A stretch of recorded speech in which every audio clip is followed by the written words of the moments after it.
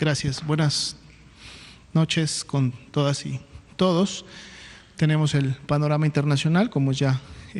costumbre en esta actualización de estadística y datos de la conferencia. Vemos cómo cayó ligeramente la proporción, aunque prácticamente se mantiene cerca de las 3/4 partes de los casos confirmados en el mundo. Continúan presentándose en los últimos 14 días, por lo tanto continuamos comentando de que la pandemia se mantiene activa y todavía está en su momento produciendo enfermos y por lo tanto casos confirmados. La tasa de letalidad global también tuvo un incremento, 5.6%, y vemos cómo en el transcurso de los últimos días la tendencia que tiene la región de las Américas, que es precisamente el color rojo, ha mantenido una tendencia ascendente constante, la podemos ver claramente en la parte inferior, llegando prácticamente ya a representar la región de las Américas casi la mitad de la transmisión o de los casos confirmados en las últimas 24 horas, y vemos también a su vez cómo el continente europeo empieza a reducir esa cantidad de casos en las últimas 24 horas, lo cual también va de la mano con lo que sabemos que hay varios de los países europeos que ya empiezan también a tener una desaceleración en sus mecanismos de transmisión y además en la carga diaria de casos que empiezan a suceder, y así como ha pasado con otras regiones, lógicamente la región de las Américas se perfila a tener la mayor transmisión en las siguientes semanas. En la siguiente diapositiva vemos la actualización de nuestro panorama nacional, 2.439 casos confirmados, así también se han dado resultados negativos a 11.741 personas y lamentablemente se suman para hacer un total acumulado 125 defunciones. Ya son más de 20.000 las personas que han sido en su momento estudiadas como casos sospechosos de la enfermedad. Nuestro mapa, nuestra distribución geográfica por carga de enfermedad, también vemos cómo empieza ya a pintar algunos colores diferentes al verde en algunos estados de la República, tanto en el sur, en el norte, como en el este y el oeste. En la siguiente diapositiva vemos la distribución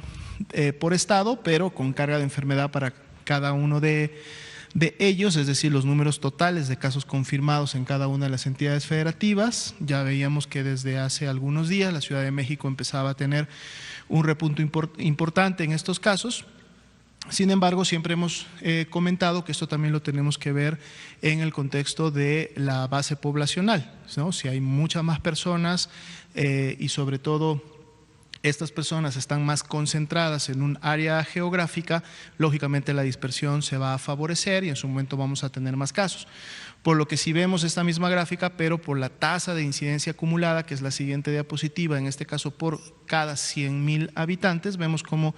la distribución para efecto de varios estados cambia, aunque sí, la Ciudad de México ya y con esa carga de enfermedad, aún teniendo las poblaciones más grandes y concentradas del país, sigue todavía estando en la parte superior de la gráfica con esta tasa de incidencia de 6.75, pero hay otros estados como Baja California Sur, Quintana Roo, Tabasco, que por tasa de incidencia acumulada pasan también a los primeros lugares de afectación. La tasa de incidencia nacional, es decir, la que se observa en todo el país, en este caso por 100.000 habitantes es de 1.91 y esa también la vamos a estar viendo incrementarse en la medida que vamos transitando por la epidemia y vamos de un escenario 2 caminando hacia un escenario 3. La siguiente, por favor. Aquí vemos la distribución por grupos de edad. Prácticamente no ha tenido, a pesar de que se han ido sumando los casos, la distribución se ha mantenido, si recuerdan los días anteriores, prácticamente en la misma situación. Población adulta joven, que es la que se enferma, tenemos una barra importante en los mayores de 65 años también, y prácticamente los hombres representan un poco más de carga de enfermedad con un 58% y los menores de edad los que son menos afectados hasta el momento. La siguiente, por favor. Tenemos la distribución por grupo de edad, pero ahora también considerando el tipo de atención médica que tuvieron que requerir. En este caso, los hospitalizados, que es un 26%, cuando vemos qué grupos de edad son los que han tenido que ingresar a este segundo nivel o tercer nivel de atención, vemos cómo también se incrementa, ahora sí de manera importante, prácticamente ya estar a la par en los mayores de 65 años, de también a su vez los casos ambulatorios de ese grupo de edad. Esto va cada día reforzando que mientras más edad tiene uno, y podemos ver también cómo es una curva ascendente de las barras amarillas que se va incrementando en la medida de que se va incrementando la edad, se incrementa el riesgo también de no solamente ser un caso que desarrolle una enfermedad leve, sino que va a requerir de hospitalización porque de seguro desarrolló algún signo de alarma o la condición o la complicación de neumonía está requiriendo que la persona sea ingresada, y lo podemos ver fácilmente en la gráfica. En la siguiente diapositiva vemos precisamente un poco la distribución de cómo se han comportado estos casos que han sido hospitalizados. Ya veíamos que la gran cantidad sí son ambulatorios, pero de las proporciones que se han hospitalizado, hay un 13, casi un 14% que sí tienen la característica de ser graves, 330 personas, y tenemos también en situación crítica, que serían los pacientes que están intubados con ventilación mecánica asistida, que es de la condición más crítica de la enfermedad, 89 personas, que representan el 3.65 del universo del escenario de los casos confirmados. En la siguiente diapositiva empezamos a ver ya la distribución de las defunciones. Se mantiene la tendencia a mayor edad, tenemos mayor carga de defunciones. Recordemos que este ha sido un factor de riesgo que siempre se ha identificado, y en este caso sí, las 3/4 partes de las personas que han fallecido han sido hombres. Aquí tenemos también sí una tendencia que se va hacia este grupo. En la siguiente diapositiva vemos las defunciones asociadas a las comorbilidades o factores de riesgo que han tenido estos pacientes. Hipertensión, diabetes y obesidad destacan pronunciadamente, son las que más han estado presentes en la comorbilidad, y recordando que casi el 80% de las defunciones inclusive han tenido 2 comorbilidades asociadas, no solamente una comorbilidad. Entonces de ahí siempre el llamado que se hace todos los días a, si yo soy una persona que pertenece a uno de estos grupos de riesgo, con mayor razón debo de quedarme en casa, y mi familia debe de ser un cerco protector y además cuidador para mi persona.